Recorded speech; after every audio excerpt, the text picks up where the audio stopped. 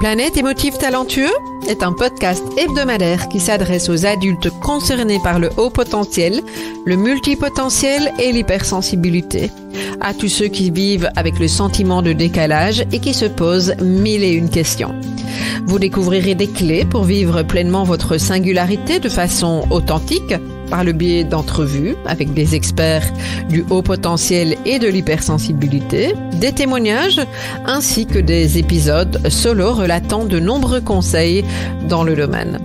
Planète Émotif Talentueux est animée par Nathalie Alsten, senior coach, thérapeute, auteure du livre Émotif Talentueux, être soi autrement et fondatrice du congrès Douance, le seul congrès virtuel en francophonie destiné aux adultes surdoués et hautement sensibles. Bienvenue chez vous, en direct de la planète Iti. Bonjour chers émotifs talentueux, je suis très heureuse de vous retrouver aujourd'hui pour un nouvel épisode de mon podcast et je vais vous parler aujourd'hui de vagues émotionnelles quand on est plus particulièrement concerné par la haute sensibilité.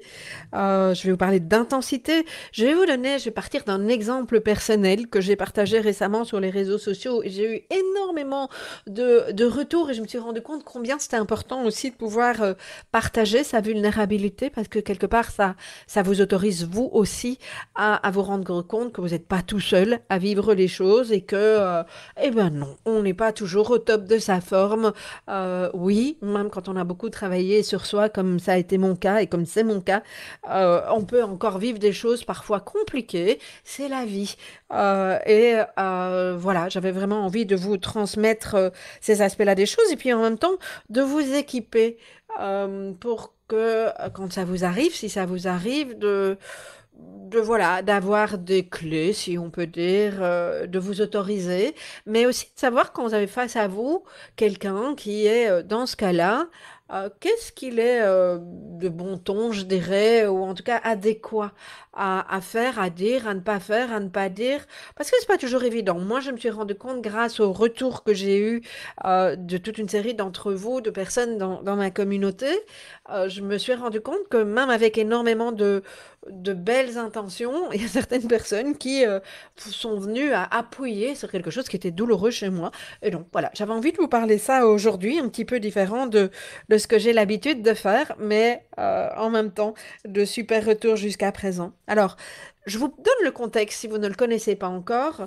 Je fais partie de ce qu'on appelle un mastermind au niveau de mon activité professionnelle, c'est-à-dire que j'ai un accompagnement d'1 an qui comprend toute une série de choses, des accompagnements individuels, des sessions en ligne, mais aussi 2 fois par an, à différents endroits du monde, un rendez-vous avec des personnes qui, comme moi, travaillent principalement en ligne et ont déjà développé leur activité professionnelle. Alors pourquoi c'est important pour moi ces moments-là? Qu'est-ce qui fait que j'ai adhéré à ce fameux mastermind?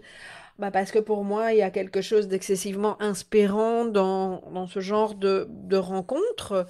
Je me retrouve avec des personnes qui fonctionnent comme moi et j'insiste sur ce point parce que en tant que personne concernée par le haut potentiel et la haute sensibilité, comme beaucoup d'entre vous, je me sens assez souvent dans une forme de décalage et je n'occupe pas forcément toujours facilement ma place ou je ne me sens pas toujours à l'aise et c'est ok, ça fait partie de ma vie dans certains endroits ou avec certaines personnes et donc c'est important pour moi de me nourrir d'échanges qui me fassent du bien, mais aussi qui soient stimulants au niveau intellectuel, au niveau de partage de valeurs, au niveau de points communs, au niveau de passion, et ici, en l'occurrence, au niveau de ce que je fais, au niveau de mon activité. Alors, pourquoi? Je reprends l'exemple avant ce fameux confinement, quand je disais que, quand les gens me demandaient ce que je faisais, et que j'expliquais, et qu'entre autres, j'expliquais qu'un de mes gros projets, c'était un congrès en ligne, je peux vous dire que les 9/10 à l'époque des personnes ne comprenaient absolument rien de ce que je faisais. Alors, il y en a certains qui me regardaient bien poliment avec un grand sourire, dire qu'est-ce qu'elle me raconte, et assez palpable. D'autres qui avaient le mérite de me poser des questions, mais qui comprenaient quand même pas. Et puis d'autres qui avaient assisté à mon congrès et qui donc comprenaient mieux ce que c'était. Quoique, du côté spectateur, oui, mais de l'autre côté, pas toujours évident que ce soit très tangible ce que je fais dans la vie. Et c'est toujours le cas, même si effectivement le Covid est passé par là et que le confinement et que toute ce travail à distance fait qu'aujourd'hui les gens sont beaucoup plus à l'aise avec cet outil-là et avec le fait de fonctionner en ligne. Néanmoins, je reste quand même dans quelque chose de très marginal. Quand par exemple, je vous dis que, enfin c'est plus le cas maintenant parce qu'on s'est rencontrés une fois, mais que jusqu'il y a peu de temps, je n'avais jamais rencontré qui que ce soit dans mon équipe, qu'on s'est toutes rencontrées en ligne, qu'on travaille en ligne, que pour nous c'est tout à fait normal. Pour plein de personnes, c'est presque pas compréhensible et c'est un truc d'extraterrestre, ok?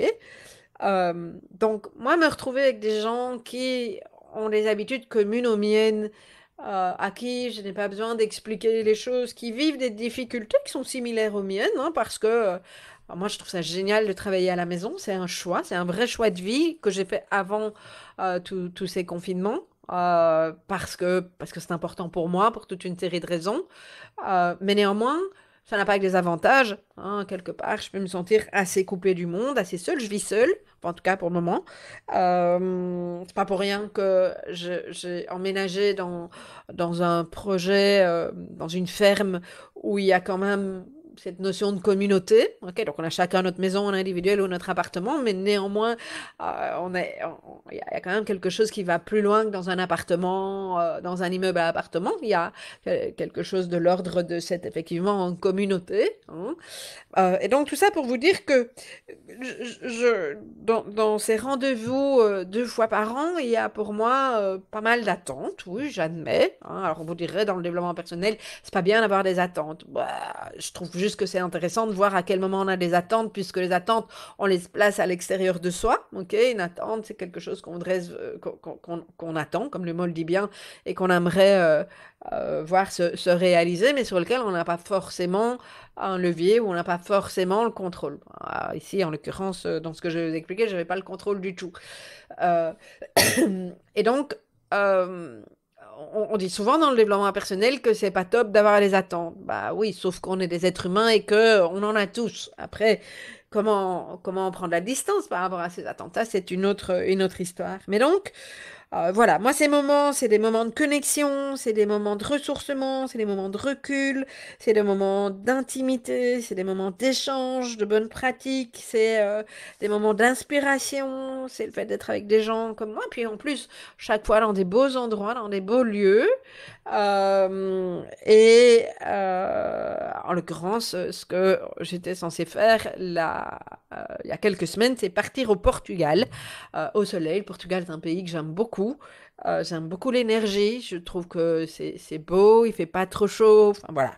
Euh, euh, et en l'occurrence, dans ce groupe de mastermind avec Martin Latulipe, il y a une série de personnes que je n'avais plus vues depuis 2 ans parce que ce sont des collègues du Québec. Et bon, bah voilà, les dernières semaines ont fait que, effectivement, on n'a pas eu, les dernières semaines, les derniers mois même, qu'on n'avait pas eu l'occasion de se revoir. Donc, vous sentez combien c'était pour moi quelque chose que j'attendais depuis des semaines. Je décomptais presque comme une petite fille les semaines dans le calendrier. J'en parlais assez souvent autour de moi. Je disais, oui, oui, au mois de mai, je pars au Portugal, je suis pas là. Non, non, je suis au Portugal avec mes collègues entrepreneurs, etc. Bon, voilà.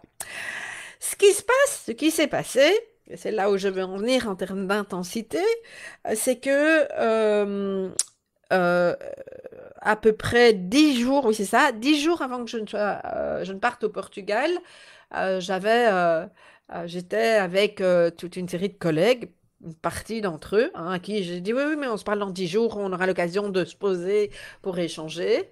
Et en fait, il y avait 3 jours donnés par Martin Latulipe au Palais des Congrès à Paris, sur scène, les fameux lives de l'Académie Zéro Limite. Ok. Et donc, moi, je suis à Paris, je fais une formation, et puis j'arrive vendredi, samedi, dimanche. Entre autres, j'ai le grand bonheur de passer sur scène le dimanche, donc beaucoup d'effervescence, je vois beaucoup de monde, et ben, ce qu'on sait qui peut se passer, même si moi j'étais passée à côté, c'est qu'on peut se choper le Covid. Et donc, effectivement, j'ai ramené, et très très vite, j'ai eu les premiers symptômes. Je dirais pratiquement le soir où je suis rentrée, mais en tout cas le lendemain, le lundi, je rentre à la maison, mais j'étais cassée. Mais moi, je venais de passer sur scène. Il y avait eu beaucoup d'échanges avec beaucoup de personnes. En plus, je savais pas que je passais sur scène le dimanche. Je ne l'ai su que le jeudi soir. Donc, attends, qu'est-ce que je dis? Oui, jeudi soir. Donc, j'ai préparé en dernière minute. Même si sur scène, je me sentais complètement détendue et que c'est une expérience que j'ai adorée, je me suis dit, oui, ben voilà, t'as pas pris ton week-end, t'as pas eu le temps de te poser, tu t'es retrouvé dans un environnement excessivement bruyant et yang par rapport à ce que tu as l'habitude d'avoir. J'avais mal à la gorge, donc je me suis dit, bah ouais, c'est normal, j'ai hurlé dans un endroit où il y avait 1800 personnes quand les gens venaient me parler, me demandaient des choses, j'entendais pas fort bien, et puis eux non plus, donc je haussais le ton, c'est pour ça que j'ai mal à la gorge. Ok. Puis moi, je pense simplement que j'ai une laryngite, je ne me pose même pas la question du Covid. Ok. Euh, Me sens pas au top de ma forme, mais en même temps, il y a plein d'explications par rapport auxquelles je peux effectivement me dire que c'est normal que je sois très très fatiguée. Ok? Et puis bon, le mercredi, comme je vais partir le vendredi au Portugal, je me dis, je vais quand même faire un test. On sait jamais. Mais plus par acquis de conscience. Bingo, positif, mais bien quoi. Le truc où il n'y a pas de doute. Tu te dis même pas que tu vas en refaire un deuxième. J'en ai refait un deuxième le lendemain. Bah, il était toujours aussi positif et aussi marqué. Et donc là, mon cerveau, il a commencé à bugger parce qu'en plus, j'étais pas spécialement malade ou j'étais déjà en train de récupérer ma forme hein, parce que j'ai une relativement bonne immunité. Voilà, là, j'étais fatiguée, j'avais moins bien mangé, donc j'imagine que c'est une raison pour laquelle je me suis fait choper à ce moment-là. Alors voilà, immunité naturelle. Euh, mais voilà, j'avais tout ce qu'il me fallait pour me soigner naturellement, comme je le fais habituellement. Euh, Très à l'écoute de mon corps, à aller dormir et j'ai continué à travailler pratiquement normalement les premiers jours. Donc, vous voyez que j'étais pas dans un état catastrophique. Et donc, moi, je ne pouvais pas me dire que ça n'était pas possible que je parte au Portugal. Or, il me fallait un test positif négatif, pardon, pour prendre l'avion. Ok? Pour moi, ça n'était juste pas possible de ne pas y aller. Ok? Je discute avec mon médecin qui me dit, oui, mais quand bien même vous auriez un test négatif, vous êtes encore contagieuse et donc ça vient chercher des valeurs, évidemment. Et là, c'est l'intensité émotionnelle qui prend. C'est comme s'il y avait, vous savez, une partie de mon cerveau qui dit non, ça n'est pas possible. Celle qui voudrait encore avoir absolument le contrôle sur tout, mais qui n'a absolument zéro contrôle sur tout. Et combien ces 2 dernières années nous ont montré que non, on n'a pas le contrôle. Et habituellement, je lâche assez vite, mais là, impossible. Je n'arrivais pas à lâcher ça. J'attendais ça depuis si longtemps. Il y a une semaine où je ne pouvais pas attraper ce fichu Covid, c'était cette semaine. Pourquoi? Il y a plein de fois où je suis passée dans des clusters et où je ne l'ai pas eu, alors que les trois quarts des personnes autour de moi l'ont chopé. Pourquoi est-ce que c'est maintenant que je le chope? Vous imaginez? J'imagine que vous vous rendez compte, il y a comme ça plein de choses qui nous arrivent dans la vie où on se dit non, c'est pas possible, c'est pas juste, j'ai tout fait pour que ça n'arrive pas, mais pourquoi ça m'arrive maintenant? Il y a vraiment quelque chose que ça vient nous chercher. Et je peux vous dire que je suis passée par plein de, euh, d'émotions, hein, par un feu d'artifice émotionnel. J'ai vécu de la frustration, vraiment beaucoup de frustration. J'ai vécu dans le déni aussi pendant un moment, en me disant toujours si, je peux circuler mon avion du vendredi au lundi. Puis j'en avais regardé avec mon assistante en disant oui, je pourrais encore partir, donc au dimanche, pardon, je pourrais encore partir le lundi soir, comme ça je ne raterai qu'une journée. Après, bon, voilà, ça vaut plus vraiment la peine. Et d'ici là, mon test sera peut-être négatif et je ne serai plus contagieuse. Je suis passée par la colère parce que la colère, en fait, elle vous parle de votre besoin. D'un besoin qui n'est pas satisfait. Mon besoin, c'était tellement de déconnecter, c'est tellement de me poser, j'attendais ça. En fait, je donnais pour être prête, pour pouvoir. J'avais préparé plein de choses pour que cette semaine-là, je n'ai pas à travailler, que je puisse me poser avec mes amis et mes collègues. Vous imaginez? J'ai pleuré, j'ai vraiment beaucoup pleuré. Alors, oui, mais on peut donner plein de raisons. Mais non, j'ai pleuré, j'ai besoin de pleurer. Alors, pleurer, c'est la tristesse. La tristesse, c'est le faire le deuil d'une situation. Ça, c'est venu plus tard. C'est venu au moment où je me suis rendu compte que j'allais vraiment pas pouvoir partir. Ok? Hein, des déceptions. Je me suis sentie démoralisée. Et puis, ben, j'ai senti, c'est à ce moment-là, en fait, que j'ai senti la fatigue qui venait. Je pense que la fatigue, elle est probablement venue aussi de tout ce feu d'artifice et cette intensité émotionnelle, et c'était, quand je vous dis intense, c'était vraiment intense. Hein, c'était à la mesure de mes attentes aussi, ok, alors une fois de plus, oui, bah, c'est pas idéal d'avoir des attentes, mais moi j'ai envie de me foutre la paix, j'avais des attentes, et voilà, elles n'ont pas été rencontrées, ça tombait pas bien, c'est pas ça que je voulais.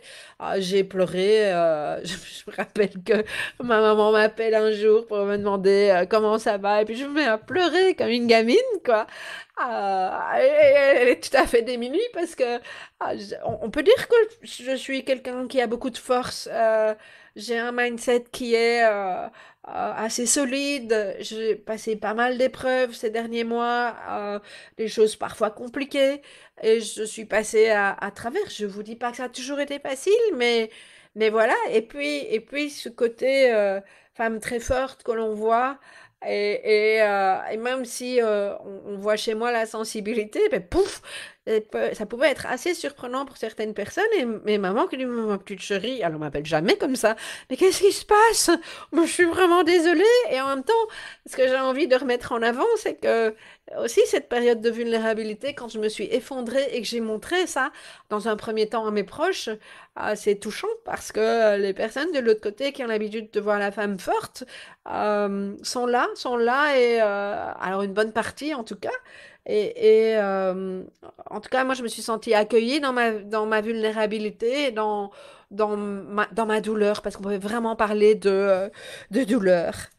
Alors, je vous dis pas un week-end où j'étais censée partir, et en plus, qui est alors pas cool quand vous êtes dans une situation comme ça, c'est que tous vos collègues, eux, ils partent, à part une personne qui n'a pas pu partir pour les mêmes raisons que moi, eux, ils partent. Et donc, en fait, dans notre métier, beaucoup de personnes qui font beaucoup de vidéos, de photos sur les réseaux sociaux. Donc, c'était soit j'arrêtais de regarder les réseaux sociaux, ou soit en fait j'étais là avec eux, mais j'étais pas avec eux. En fait, et je voyais toutes les photos, et ça réactivait à chaque fois qu'ils arrivaient dans leur chambre, ils filmaient les chambres, ils filmaient l'hôtel, ils montraient, et puis chaque fois ils prenaient des photos ensemble. Ah, c'était dur pour moi, quoi. Et je vous partage ça parce que je me suis rendu compte à travers les premiers partages que j'ai faits combien beaucoup de personnes n'osent pas partager ça. Combien beaucoup de personnes, sous prétexte qu'elles veulent montrer qu'elles sont bien comme il faut, qu'elles sont fortes, etc., ne vont pas montrer cette partie-là de leur vulnérabilité. Parce que moi, je montre souvent ma sensibilité, mais pas forcément la vulnérabilité à ce point-là. C'est la première fois, je pense, que je le fais dans des circonstances comme celle-là. Il y a d'autres circonstances dans lesquelles j'ai peut-être pu le faire, comme par exemple la perte de mon chat. Ça, tout le monde comprend. Bon, encore, les gens qui sont pas très proches des animaux, pas forcément, mais globalement, ça se conçoit. Mais sur quelque chose de cet ordre-là, ça ne se conçoit pas forcément aussi facilement. Et pourtant, vos retours m'ont montré combien c'était important de pouvoir le montrer. Et donc, je suis contente. Ben voilà, s'il faut donner du sens, hein, je suis pas sûre, je vais en reparler juste après, d'avoir toujours envie de donner du sens à tout. Mais en tout cas, j'ai vu combien ça vous a parlé. Et c'est pas pour rien que j'ai fait un épisode entier sur ça.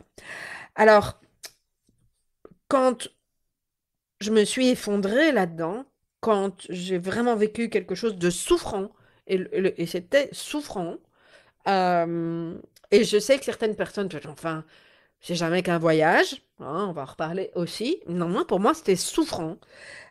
Soit j'ai mon mental qui prend le dessus, qui dit non, non, allez, reprends-toi, fais ce que tu as déjà appris dans tel cours, fais de l'EFT, fais un mindset machin, euh, montre que tu arrives à dépasser ça. Ok? Et ça peut être quelque chose qui vient assez naturellement chez moi, sauf que là, je n'en étais pas capable. Je n'en étais pas capable parce que c'était trop dur et c'était trop souffrant. Et pourquoi c'est trop dur ou trop souffrant? Parce que en dessous, il y avait quelque chose de blessé et il y a quelque chose de pas encore réparé. Et on a tous ça. On a tous, avoir beau avoir travaillé pendant des années sur nous, on a tous des endroits de fragilité et des blessures. Et en fait, c'est ça que j'ai vraiment envie de vous montrer. Et moi, ça m'a permis, en fait, de vraiment connecter à une blessure. Je sais que j'ai les ressources pour dépasser ça. Mais en attendant, ce week-end-là et voire un peu le reste de la semaine aussi. Ça a été mieux pendant la semaine, mais je vous assure que j'ai vraiment pleuré. Un chaud de larmes à me mettre en face de Netflix parce que j'étais pas capable de faire autre chose et encore, chaque fois que je regardais un truc sur Netflix, je pleurais encore plus parce que j'ai évidemment trouvé des films qui m'ont laissé dans dans ce mood-là et c'est ok. Je suis pas tout le temps là-dedans. Après, je serais restée là-dedans pendant plusieurs semaines. Peut-être que je me serais dit que j'avais besoin d'aide. Hein, même chose, je vais en reparler un petit peu plus loin. Et donc, donner du sens à ce moment-là, j'en avais absolument rien à foutre. Excusez-moi, j'utilise ce terme-là, mais c'est aussi pour vous montrer que c'est ce qu'on pense aussi. Quand on me disait, oui, mais repose-toi, c'est le Covid, tes émotions, mais j'en avais mais rien à faire. J'ai juste envie qu'on me laisse tranquille. Quand la part de moi qui sait que je sais réguler mes émotions, oui, je sais, sauf que là, j'avais pas envie. J'avais juste envie de rester dans mon truc parce que il y a quelque chose que c'est venu me chercher. C'était trop fort que pour passer à côté. OK? Et que c'était un cumul de choses où j'avais besoin de m'effondrer pendant un moment. Parce qu'on ne peut pas toujours rester dans quelque chose où on a le contrôle. Alors, s'il y a bien une situation dans laquelle j'avais plus le contrôle de rien, c'était bien celle-là. Et en même temps, elle a été porteuse, cette situation-là. Et pas forcément porteuse pour toute une série de raisons, mais porteuse parce que je me suis laissée aller là-dedans. Parce que je me suis assez laissée aller dans cette souffrance. Et je suis sûre que une série d'entre vous n'osez pas forcément, parce que quand on glisse dans la souffrance, on a peur de pas savoir en ressortir. Et pourtant, si. Alors, parfois, c'est plus difficile en fonction de notre état. Mais moi, je pense que plus on se laisse glisser dans la souffrance rapidement, plus on va pouvoir se connecter aux ressources et aller réparer ce qui est important de réparer. OK? Donc, ça parle bien quand on est dans la souffrance d'être connecté à une de nos blessures. OK? Et chez moi, plus précisément, ce que c'est venu chercher, dans ce que j'ai identifié, c'est je suis seule à porter. C'est lourd, c'est trop et j'ai pas le droit de souffler.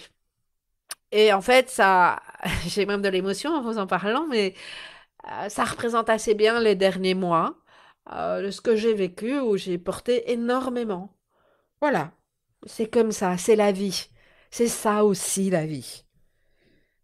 C'est ça que c'est venu chercher chez moi, ok? Et je suis sûre que ça peut venir chercher des choses comme ça chez vous également. Hein. Et donc, en fait, c'était la petite fille qui porte, la petite fille qui était connectée à sa blessure, effectivement. Et alors, effectivement, je vous dis très souvent, c'est au plus on est dans la résistance, on n'est plus dans la souffrance. Et oui, mais j'étais dans la résistance, je n'étais pas capable de lâcher. Donc oui, j'étais dans la souffrance. Ben voilà, je me suis sentie vivre, pas forcément comme j'avais envie, mais ça fait partie du chemin. Ça fait partie du fait qu'il y a des choses pas encore guéries chez moi. Ça fait partie de la vie. Je trouve que c'est important parce que les messages qu'on a assez souvent dans les médias, dans ce qu'on entend, faut méditer, faut apprendre à réguler les émotions, c'est possible, il y a le mindset, machin. Mais purée, il y a encore, on a tous des blessures non guéries.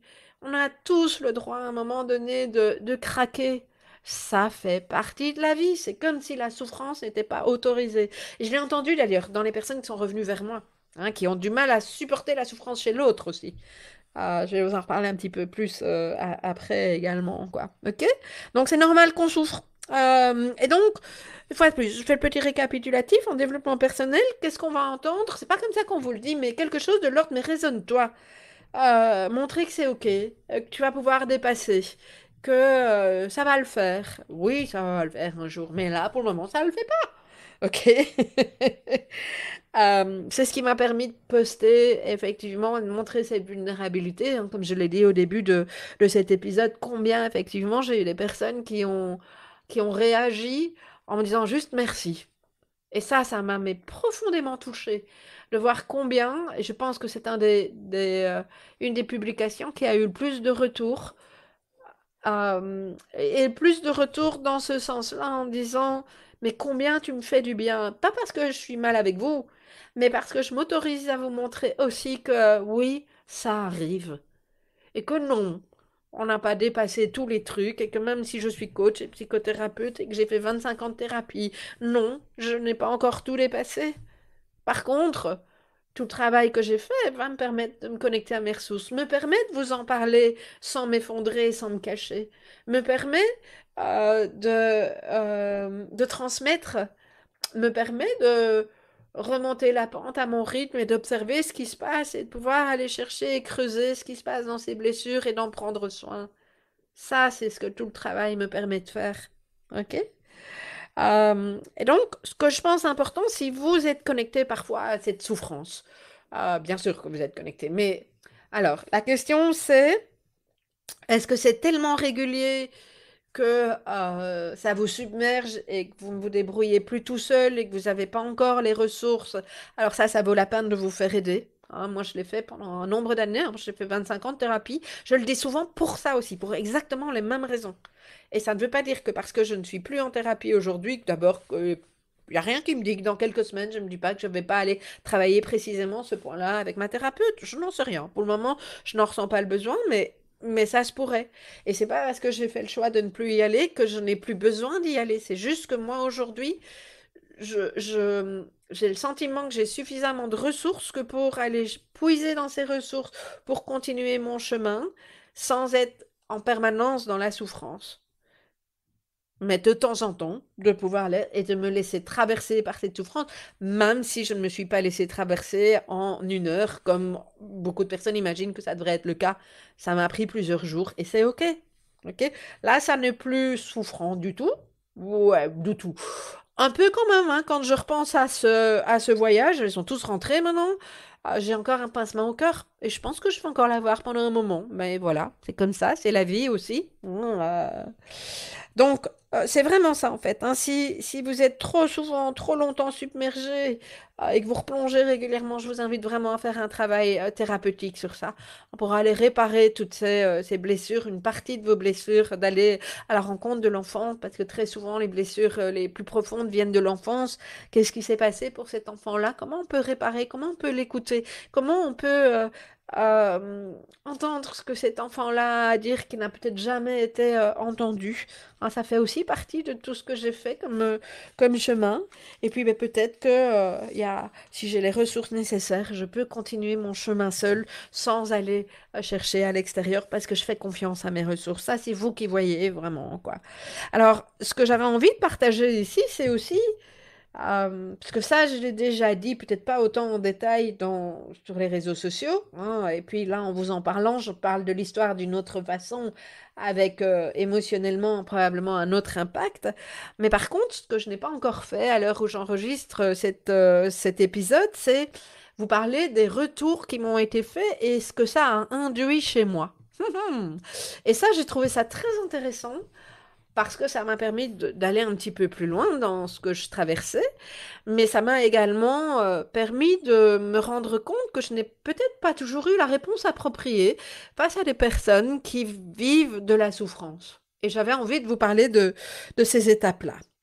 Alors, il y a un retour qui a été fait assez souvent, c'est oui, tu vas trouver du sens, des gens qui alors, il y a des gens qui m'ont expliqué quelque chose de similaire, combien ça avait été difficile, mais sans nécessairement donner du sens, mais qui ont reflété avec mon histoire et qui m'ont partagé la leur. Ça m'a beaucoup touchée. Hein, des personnes qui ont vécu des choses, waouh, pas forcément simples. Donc ça m'a beaucoup touchée. Et puis, il y en a d'autres qui m'ont expliqué et qui m'ont expliqué le sens qu'elles avaient donné. Ok, je peux entendre ça, mais en me disant, toi aussi, tu vas trouver le sens. Eh ben, je ne sais pas si je vais trouver le sens. Et je ne suis pas certaine que j'ai nécessairement envie de donner du sens et de trouver le sens. Pourquoi je vous dis ça? Parce que pour moi, aujourd'hui, là où j'en suis, peut-être que je ne vous dirai pas la même chose dans 6 mois, je ne sais pas. Mais là où j'en suis aujourd'hui, c'est que le sens, il vient naturellement s'il doit venir. Il y a peut-être un moment donné, je dis, waouh, tu sais, à l'époque, j'ai vécu telle ou telle chose, je me rends compte aujourd'hui quel cadeau c'était. Mais en tout cas, dans ma vie, je me rends compte que le vrai sens, il est venu un petit peu de façon anodine et pas un moment où j'ai essayé d'en donner. Ça a été plus un moment où j'ai reconnecté avec des événements, avec des choses qui s'étaient passées, que je me suis rendu compte qu'il y avait un cadeau derrière ça. Mais il n'y en a pas toujours eu, ou en tout cas, je n'en ai pas toujours vu. Disons les choses comme ça.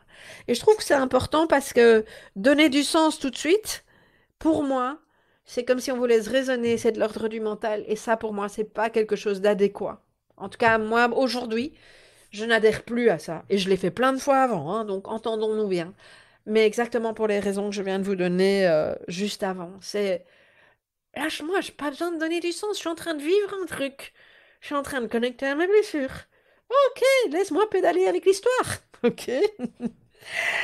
La vulnérabilité, c'est probablement ce qui m'a le plus touchée. C'est le nombre de personnes qui m'ont dit que ça me donnait de la crédibilité, ou pas forcément avec ces mots-là, mais qu'en fait, ils étaient touchés de voir quelqu'un d'humain et qui osait montrer cette vulnérabilité, euh, et que c'était excessivement déculpabilisant pour eux. Et ça m'a vraiment fait chaud au cœur, parce que ça me montre de plus en plus ce vers quoi j'ai envie d'aller. Ça veut pas dire que j'ai pas de filtre, parce que je garde mon jardin secret, il y a des choses qui m'appartiennent et que j'ai pas envie de partager, mais sur des choses comme ça, je, je suis parfois assez désarçonnée de voir le nombre de choses positives sur les réseaux sociaux. Et d'ailleurs, moi, il y a des personnes qui me disent, et ça va probablement être une différence dans ce que je viens d'amener, ah, mais je vois que tout va bien. Mais en fait, tu sais pas, parce que peut-être que je montre moi aussi que les trucs positifs. Et ça me dérange. Ça me dérange parce que ça n'est pas en train de nous montrer une réalité, c'est en train de nous montrer quelque chose que l'on pense qu'on devrait atteindre, mais qui en fait est complètement faux, parce qu'on montre ce qu'on a envie de montrer sur les réseaux sociaux. Et ça, moi, j'ai vraiment très très envie de sortir de ça et d'être beaucoup plus juste. Une fois de plus, ça ne veut pas dire que je veux tout montrer, et ça ne veut pas dire que je passe dans le mode Calimero, comme je dis, à me plaindre. C'est juste que parfois, il y a des choses qui sont compliquées et que parfois, il y a des choses qui sont géniales dans la vie et que je trouve que c'est tellement important. Alors, après, moi, il y a une image publique, il y a quelque chose que je vous montre, mais c'est important pour nos jeunes, c'est important pour notre entourage, c'est important pour tout le monde de voir la vraie vie telle qu'elle est et d'arrêter de filtrer et de mettre des lunettes roses sur une vie qui n'est pas toujours rose. Elle peut l'être à certains moments, mais c'est tellement important. Donc, et je vais même aller plus loin. Euh, je parle souvent d'intelligence émotionnelle, y compris de personnes qui m'ont marqué.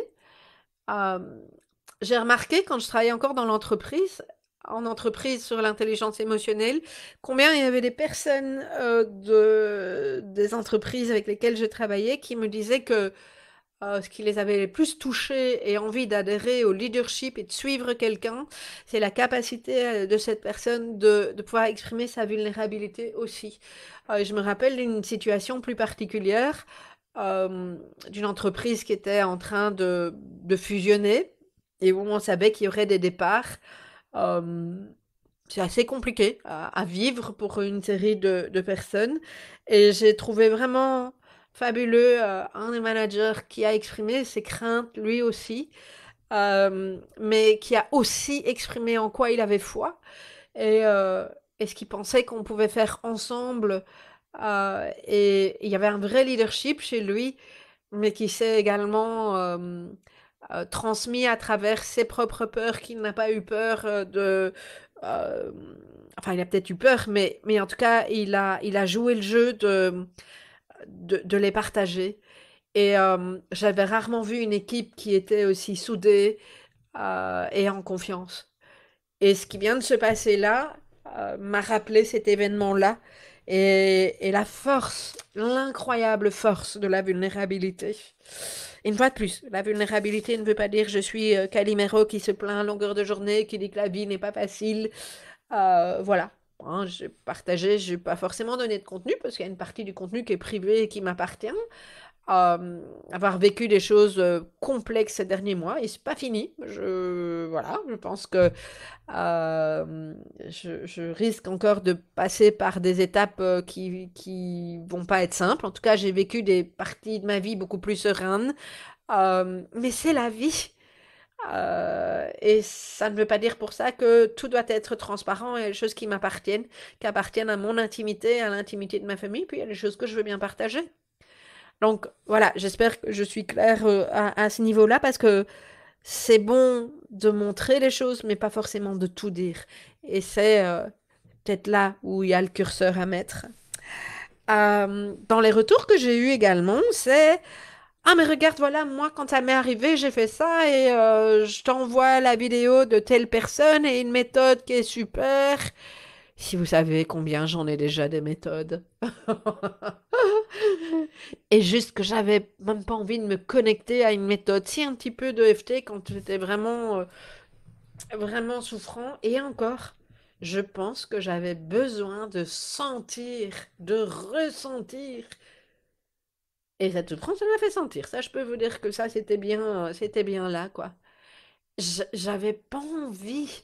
C'est peut-être particulier, hein, mais j'avais pas envie.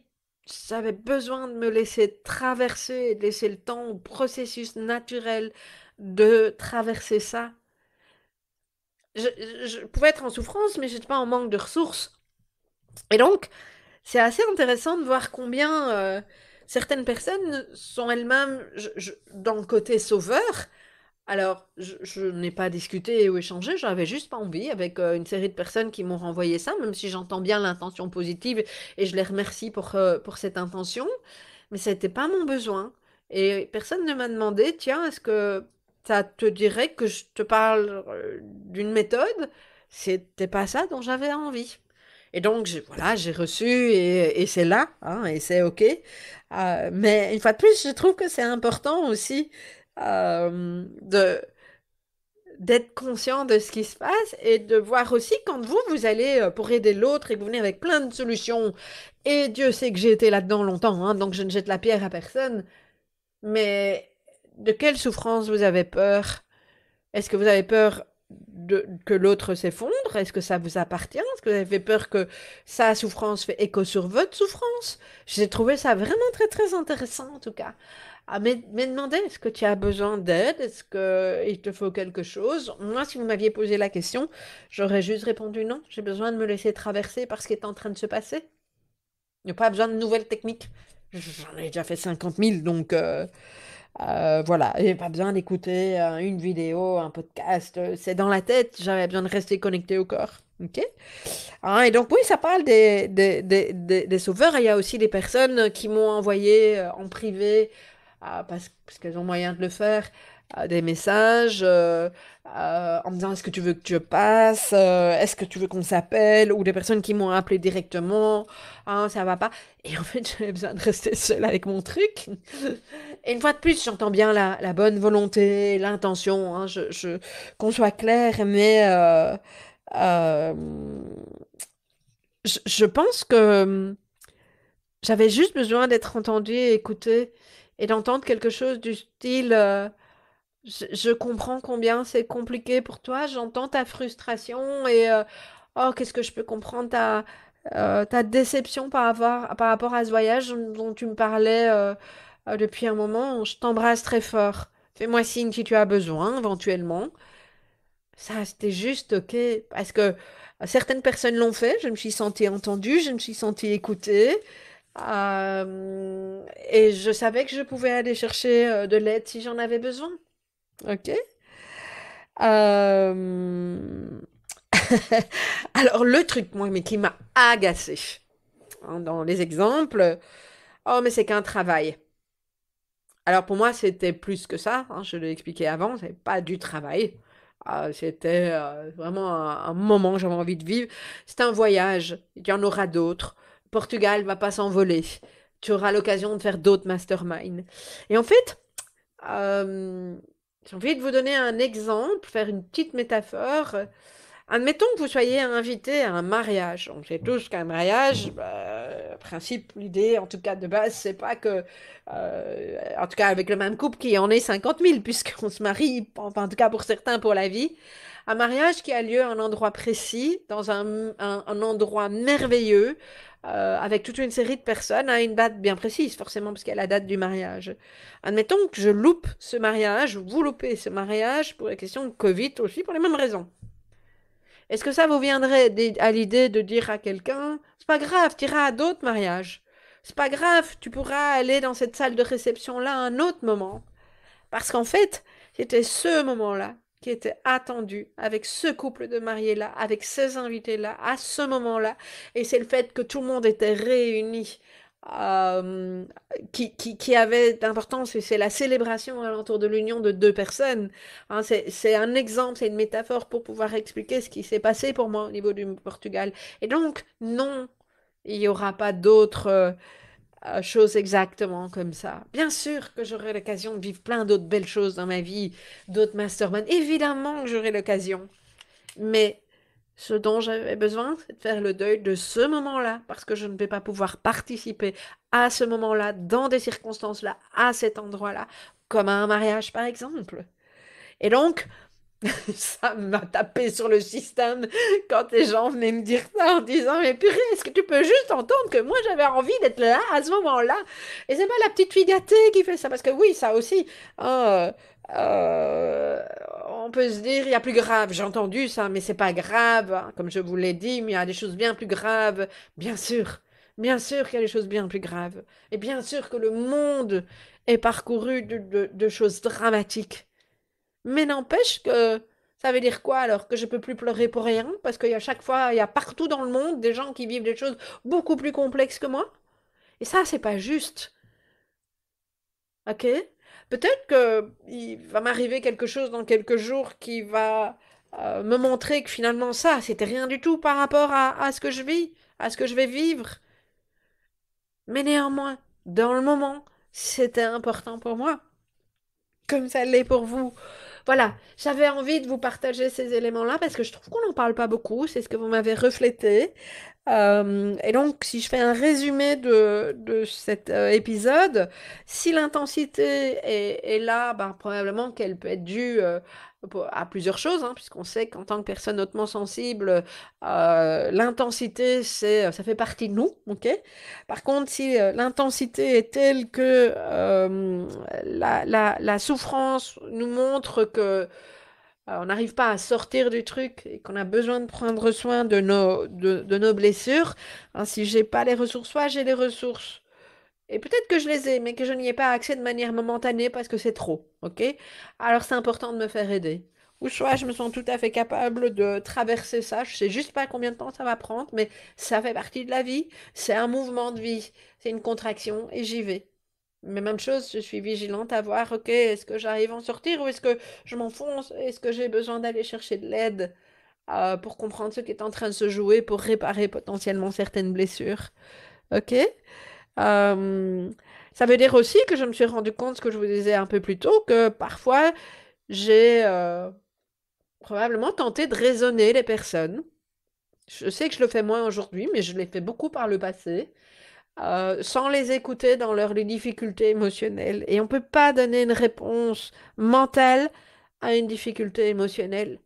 Il y a un premier sas, et ça c'est vrai bon, pour nous, après il faut que les autres le sachent, mais nous vis-à-vis des autres, nos enfants, notre conjoint, nos parents, un collègue, nous ne pouvons pas raisonner quelqu'un qui est dans une difficulté ou une détresse émotionnelle au moment où elle l'est.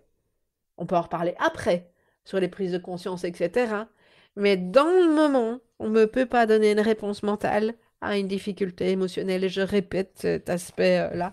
Bon, par contre, on peut être là, on peut écouter en présence. Il n'y a pas besoin de beaucoup de mots. Être juste là et dire je suis là. Qu'est-ce que c'est précieux? Dire je comprends ta déception. Tu en avais tellement rêvé de ce voyage ou de ce mariage auquel tu n'as pas pu aller ou de toute autre chose. C'est entendre l'autre, c'est comprendre l'autre, c'est écouter l'autre. Et ça, c'est fondamental. C'est fondamental. avec vos enfants. C'est tellement important. Hein. Dire à un enfant, arrête de pleurer, t'es un garçon fort, ou euh, tu peux y arriver, monte à force. Il y a plein de messages qui peuvent... Non, qu'est-ce qui se passe? Qu'est-ce que cette émotion est en train de dire? Ok, de quoi tu as besoin? C'est comme ça qu'on aide les enfants à accueillir leurs émotions. C'est un tel cadeau, ok? Voilà, ce que j'avais envie de vous dire, et je vais terminer cet épisode avec un petit rappel. Si vous n'avez pas encore écouté, vous n'avez pas encore, pardon, passé le test sur la haute sensibilité, hein, qui vous permet de voir à quel degré vous êtes concerné par la haute sensibilité ou pas, ben, je vous invite à le passer rapidement en cliquant sur le lien ou en composant émotif-talentueux/test HS. Donc, je répète, 3 fois W, émotif au pluriel, tiré en haut, talentueux avec un x.com, /test HS, qui vient de haute sensibilité. Donc, test HS, ce qui vous permettra de faire effectivement votre bilan haute sensibilité pour voir un petit peu où vous vous situez. Voilà, je serai très heureuse de vous retrouver la semaine prochaine pour un nouvel épisode. À bientôt!